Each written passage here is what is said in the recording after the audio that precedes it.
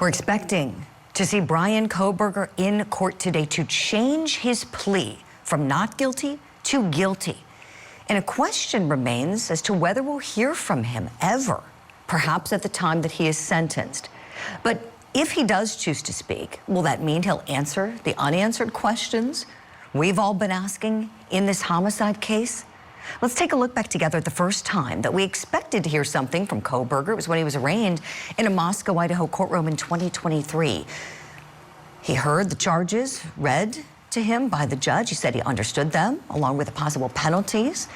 When it was time for him to enter a plea, his attorney was the one to do it. He stood silent.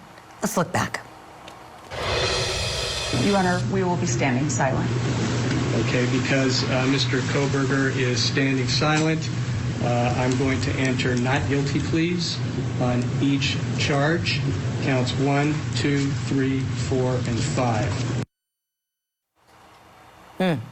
We'll see if he's silent today in the courtroom. The bigger question we're asking, will the families ever get the answers as to why this happened, if he is the person who did those murders? I have two outstanding guests to talk about this with me. I want to bring them in now. Criminology expert, author, and professor, Dr. Debbie Goodman, and double board certified psychiatrist, Dr. Domenick Sportelli. Good morning to you both. Do we think we will ever hear from Bryan Kohberger explaining this, if he did this? So for the sake of our analysis, let's just assume this is going to go forward as it's been indicated by the attorneys. Dr. Dom, would you start us off, please? Do you think someone like this will ever give us the why? Good morning, Julie. Thank you. So when you look at a personality structure like Kohberger, there are a few things that stand out to me. One thing is that he posted quite a bit on social media in 2012. And in 2012, he made statements that almost seemed to be a cry for help and almost explaining that he was a misunderstood individual. For example, he said that he was suffering from depression, anxiety, something called depersonalization, where it felt like he was living his life in a video game. Paraphrasing, of course, he stated things such as, when I look my family in the eyes, I feel nothing, as if I'm in a video game.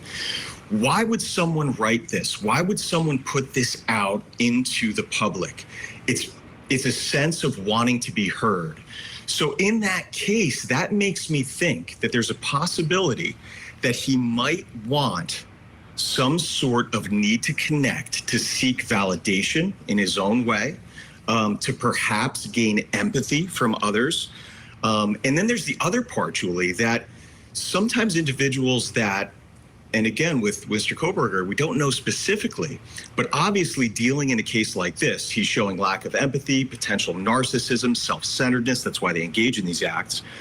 But I feel as though he might want to manipulate public perception to be portrayed as maybe misunderstood, or even, as crazy as it sounds, justify his actions. Well, this is fascinating, Dr. Dom. Fascinating insight about the psychology. And let's turn now to the criminology. After hearing what Dr. Dom said, Dr. Debbie, curious what you think as you've been following this case so closely and the behavior that's been exhibited. And let's remind ourselves, this guy was a criminology student. He wanted to be like you, Dr. Debbie. He wanted to be a professor someday. What does that all say to you about the behavior?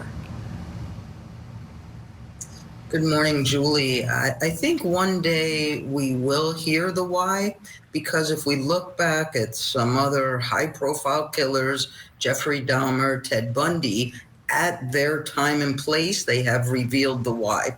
And you and I have had discussions, of course, my theory about jar, jealousy, anger, revenge. I think at some level he will reveal that to us. I do believe this individual is an incel, involuntary celibate. I think he's a psychopath, and the jealousy, anger, revenge came about when he really took a look at his own life, personally and professionally at the time, up to 28 years. I think he was jealous of our victims individually and collectively. He was angry that he didn't have a platonic friend, male or female, let alone any type of intimacy, and ultimately took the revenge, Julie, with these just savage slaughters and brutal murders of our innocent victims. But yes, I do believe that he will reveal at his control when he wants to why he did what he did. Dr. Debbie, I've told you before, I'll tell you again, that acronym JAR that you've given us time and time again on this case, it's brilliant. I keep saying you need to write a book on this. I'll give you the title, A Jarring Case. I'll write the foreword for you, my friend. Dr. Dom, I would love to bounce this off of you. What Dr. Debbie just shared, the jealousy, anger, rage, revenge, this case. When you hear these things, what does that say to you, practicing psychiatry? What does that say to you about his mental state, what may have been going on with him at the time of these homicides? Yeah, so Julie, you know, when we think of responses of anger and rage and even jealousy, in psychiatry and psychology, that's a feeling of vulnerability. It's a feeling of weakness. It's a feeling of a perceived threat in some way, shape, or form. So in his mind, somehow, somewhere, he probably felt vulnerable and a perceived threat from outsiders and angry. Now, what I find interesting is a lot of his social media posts, as we were talking about before, as he was almost justifying being angry about the way that his life was. Specifically, he experienced this visual snow syndrome, right? Which is a visual disturbance of seeing, you know, fuzzy things in your visual space. The depersonalization and this feeling as if he was living in a video game. It seems as though he was very angry about how he's been dealt those cards and how he has this life that he has to deal with now and feeling misunderstood. So that perhaps leads to that feeling of vulnerability and lashing out and anger towards others. Wait, this is fascinating, Dr. Dom and Dr. Debbie. Thinking about the victims here, if we could turn to their perspective and how unsatisfying this feels for some of them. We know that the Gonsalveses are just furious with this resolution. They wanted to see it go to trial. They hoped for the death penalty.